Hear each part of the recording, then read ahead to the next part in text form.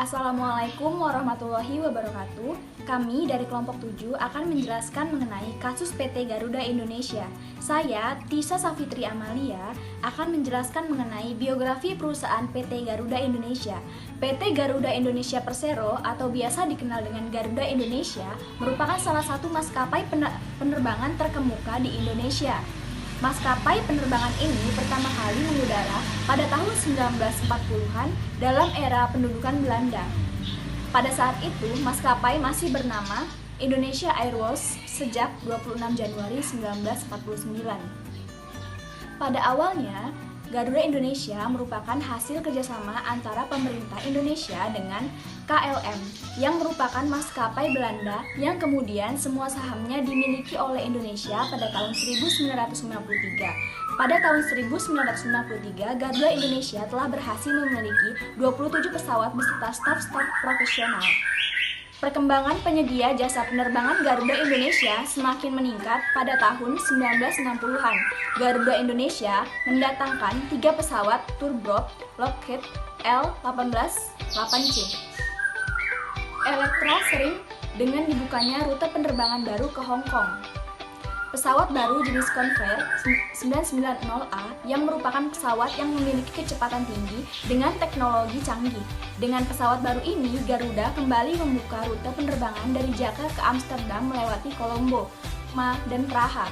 Tak berhenti sampai di sana, pada tahun 1966, Garuda kembali mendatangkan pesawat jet baru yaitu Douglas DC-8 dan membeli beberapa pesawat turboprop baru, Fokker F-27 guna melayani penerbangan domestik. Pada awal tahun 1970-an, Garuda kembali memperkuat armadanya dengan membeli beberapa jenis narrow body jet yaitu McDonnell Douglas DC-9 dan Fokker F-28 serta pesawat jenis turboprop Fokker F-27 guna mendukung penerbangan domestik. Kemudian pada tahun 1973, guna memenuhi penerbangan internasional seperti tujuan Eropa, Garuda kembali mengirim pesawat McDonnell Douglas DC-10, DC-30, dan Douglas DC-8.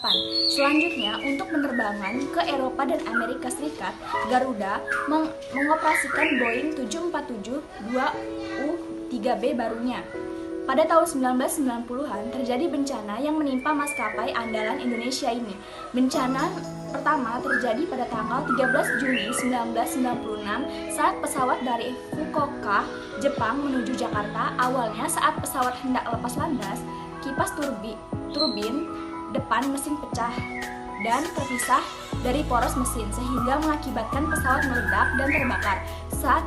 Saat kru mencoba menghentikan pesawat tersebut.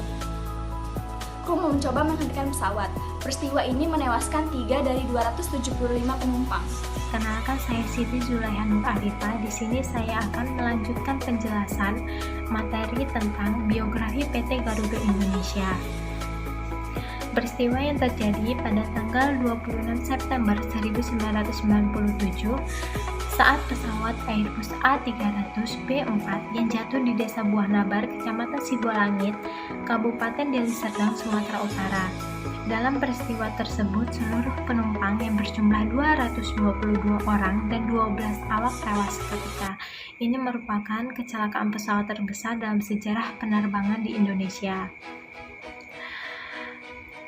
Kedua peristiwa tersebut menyebabkan maskapai mengalami masalah keuangan. Hal ini ditambah dengan adanya krisis finansial Asia yang dialami oleh Indonesia yang menyebabkan Garuda sama sekali tidak melakukan penerbangan ke Eropa dan Amerika. Untungnya pada pertengahan tahun 2000, Garuda mampu mengatasi masalah keuangannya dengan baik. Pada tahun 2000, Garuda membentuk sebuah anak perusahaan baru yang diberi nama Citylink yang menawarkan penerbangan dengan biaya murah ke kota-kota di Indonesia.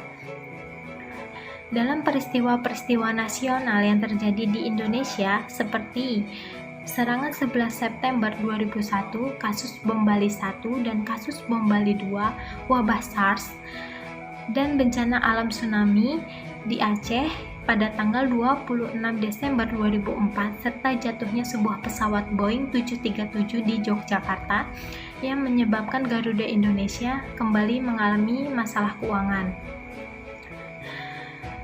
Hal ini diperparah dengan adanya sanksi Uni Eropa yang melarang seluruh maskapai Indonesia menerbangi rute Eropa.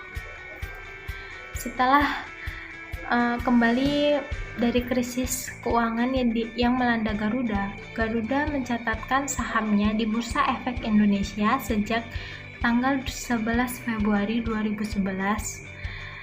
Selain itu juga, Garuda Indonesia mensponsori pagelaran SEA Games 2011 yang digelar di Palembang dan Jakarta. Kemudian pada tahun 2012, Garuda Indonesia bekerja sama dengan salah satu klub sepak bola dari Inggris, Liverpool, sebagai partner resmi Liverpool FC dan partner maskapai penerbangan global Liverpool FC. Hingga saat ini, Garuda Indonesia selalu menjadi pilihan utama dalam penerbangan.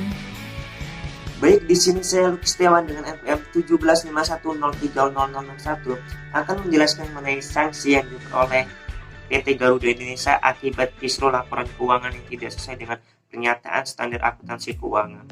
Kita mulai pada tanggal 2 April 2019, di mana tanggal tersebut adalah awal mula kisruh laporan keuangan yang terjadi pada PT Garuda Indonesia. Pasalnya, pada laporan keuangan tahun 2018, PT Garuda mengalami keuntungan sebesar 809,85 ribu US dollar. Angka ini melonjak drastis karena pada laporan keuangan tahun 2017, PT Garuda mengalami kerugian sebesar 16,5 juta US dollar. Hal ini tentunya menjadi polemik bagi Garuda Indonesia, lantaran dua komisaris Garuda Indonesia yaitu Hairul Tanjung dan Doni Oskaria menganggap bahwasanya laporan keuangan pada tahun 2018 tidak sesuai dengan pernyataan standar akuntansi keuangan. Pasalnya, Garuda Indonesia memasukkan keuntungan dari PT Mahata Aero Teknologi. Padahal, PT tersebut memiliki utang terhadap Garuda Indonesia, yakni utang mengenai pemasangan WiFi yang belum dibayarkan. Hal ini tentunya menjadi polemik karena laporan keuangan 2018 tidak sesuai dengan pernyataan standar akuntansi keuangan karena utang dari PT Mahata dimasukkan menjadi keuntungan oleh pihak Garuda Indonesia. Baik, materi yang kedua, 2 Mei 2019. Otoritas Jasa Keuangan OJK meminta BI lakukan verifikasi laporan keuangan Garuda. OJK meminta kepada BI untuk melakukan verifikasi terhadap kebenaran atau perbedaan pendapat mengenai pengakuan pendapatan dalam laporan keuangan Garuda 2018. Selain OJK, masalah terkait laporan keuangan, maskapai Garuda ini juga mengundang tanggapan dari Menteri Perhubungan atau Menhub, Budi Karya Sumadi. 3 Mei 2019, penjelasan Garuda Indonesia terkait kisruh laporan keuangan. Garuda Indonesia akhirnya mengeluarkan pernyataan resmi setelah laporan keuangannya ditolak oleh dua komisarisnya. Maskapai berlogo burung Garuda ini mengaku tidak akan melakukan audit ulang terkait laporan keuangan 2018 yang dinilai tidak sesuai karena memasukkan keuntungan dari PT Mahata Aero Teknologi. 8 Mei 2019, Mahata Aero buka-bukaan soal kisruh laporan keuangan Garuda Indonesia. Kisruh laporan keuangan Garuda Indonesia ini juga menyeret nama Mahata Aero Teknologi. Pasalnya, Mahata sebuah perusahaan yang baru didirikan pada tanggal 3 November 2017 dengan modal tidak lebih dari 10 miliar. Dinilai berani menandatangani kerjasama dengan Garuda Indonesia.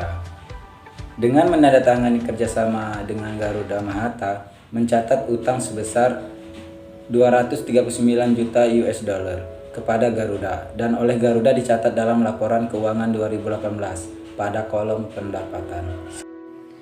Saya, Winda Aurelia, akan melanjutkan materi pada tanggal 21 Mei 2019. Garuda Indonesia dipanggil oleh Komisi 6 Dewan Perwakilan Rakyat Republik Indonesia untuk dimintai keterangan mengenai kisruh laporan keuangan. Direktur Utama Garuda Indonesia 1 mengatakan, latar belakang laporan keuangan adalah soal kerjasama dengan PT Mahata Aero Teknologi terkait penyediaan layanan Wi-Fi on board yang dapat dinikmati secara gratis. Kerjasama pada tanggal 31 Oktober 2018 ini mencatat pendapatan yang masih berbentuk piutang sebesar $239.940 dari Mahata. Dari jumlah itu, $28 juta diantaranya merupakan bagi hasil yang seharusnya dibayar PT Mahata. Pada tanggal 14 Juni 2019, Kementerian Keuangan menyelesaikan pemeriksaan terhadap KAP Tanubrata Sutanto Fahmi Bambang dan rekannya terkait laporan keuangan tahun 2018 milik Garuda. Sekretaris Jenderal Kementerian Keuangan Hadianto menyatakan, berdasarkan hasil pertemuan dengan pihak KAP disimpulkan adanya dugaan audit yang tidak sesuai dengan standar akuntansi. Kementerian Keuangan juga masih menunggu koordinasi dengan OJK terkait penetapan sanksi yang bakal dijatuhkan pada KAP Tanubrata Sutanto Fahmi Bambang dan rekannya yang menjadi auditor pada laporan keuangan Garuda Indonesia pada tahun 2018. Kasus 18 Juni 2019. BEI tunggu keputusan OJK. BEI selaku otoritas pasar modal kala itu masih menunggu keputusan final dari OJK terkait sanksi yang akan diberikan kepada Garuda. Manajemen bursa pada saat itu telah berkoordinasi intens dengan OJK, namun BEI ini belum membeberkan lebih lanjut langkah ke depan itu dari manajemen bursa. Kasus 28 Juni 2019. Akhirnya Garuda Indonesia kena sanksi dari OJK, Kemenku, dan BEI. Setelah perjalanan panjang yang dilalui, akhirnya Garuda Indonesia ini dikenakan sanksi dari berbagai pihak. Selain Garuda juga, sanksi juga tuh diberikan oleh auditor laporan keuangan Garuda Indonesia, yakni akuntan publik Kasner Sirunmapea dan kantor akuntan publik Tanubrata Sutanto Fahmi Bambang dan rekan. Auditor laporan keuangan PT Garuda Indonesia Persero Tbk GIAA dan entitas anak tahun buku 2018.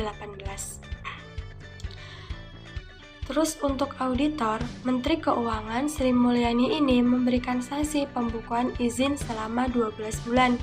Selain itu juga OJK akan mengenakan sanksi kepada jajaran direksi dan sasaran komisaris Garuda Indonesia. Mereka diharuskan patungan untuk membayar denda 100 juta rupiah. Selain itu ada 2 poin sanksi lagi yang diberikan OJK, yakni Garuda Indonesia harus membayar 100 juta. Selain itu, masing-masing direksi juga diharuskan membayar 100 juta rupiah. Selain sanksi dari Kementerian Keuangan dan juga Otoritas Jasa Keuangan, Garuda Indonesia juga kembali diberikan sanksi oleh Bursa Efek Indonesia. Adapun sanksi tersebut salah satunya memberikan sanksi sebesar 250 juta kepada maskapai berlambangkan burung Garuda itu. Assalamualaikum warahmatullahi wabarakatuh. Izin memperkenalkan diri, nama saya Titi Anggara, NPM 185103017. Di sini saya akan menjelaskan tentang C. Analisis mengenai persoalan yang dihadapi Garuda Indonesia.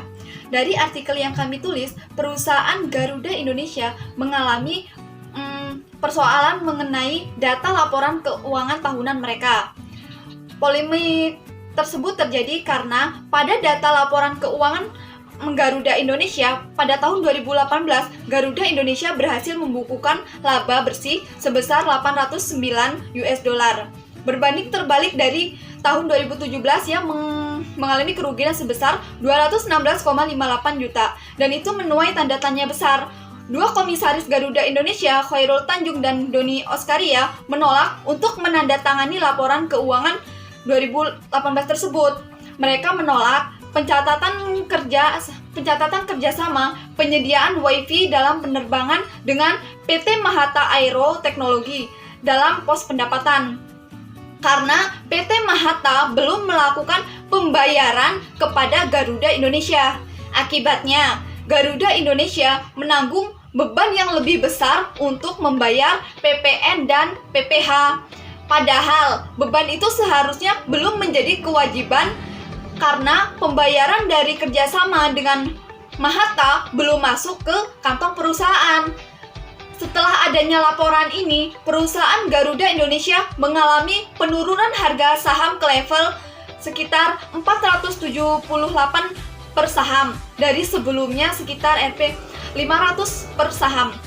Dalam kasus ini, Sekretaris Jenderal Kementerian Keuangan Hadianto merinci 3 kelalaian yang dilakukan oleh akuntan publik, yaitu yang pertama, akuntan publik belum secara tepat menilai substansi transaksi untuk kerugian perlakuan akuntansi, pengakuan